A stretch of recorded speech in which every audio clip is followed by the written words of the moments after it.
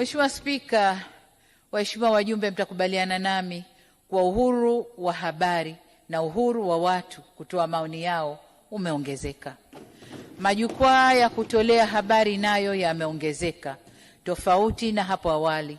Sasa hivi kutokana na kukua kwa matumizi ya mtandao na kuongezeka kwa majukwaa ya kidigitali, habari nyingi zinapatikana kiganjani. Serikali imetoa leseni kwa magazeti na majarida 356, vituo vya redio 247, vituo vya televisheni 68, redio na televisheni za mtandaoni 325 na blogs 72.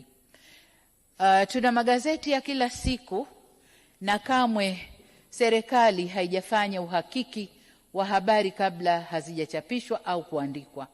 Tunafanya hivi tukiamini kwamba waandaaji wa maudhui haya ni watu wenye weledi wa kutosha na kwamba tunafanya ustawi wa demokrasia yetu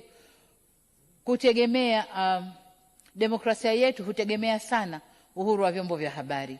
Tunathamini na kutambua mchango mkubwa wa vyombo vya habari katika kuelimisha jamii, kupambana na maovu pamoja na kuhimiza uwajibikaji. Katika kulinda na kutambua michango ya waandishi wa habari kwa jamii, tulifanya marekebisho ya sheria ya huduma za habari ya mwaka 2016 na kanuni zake. Pia tuliandaa tuzo za Samia Kalamu Awards kutambua waandishi wa habari za maendeleo Tanzania.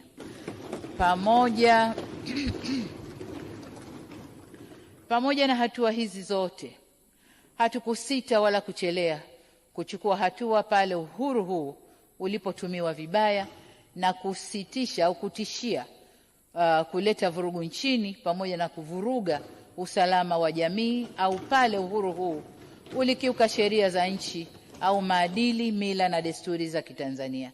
Hivyo basi, tutaendelea kusimamia uhuru wa vyombo vya habari wakati wote.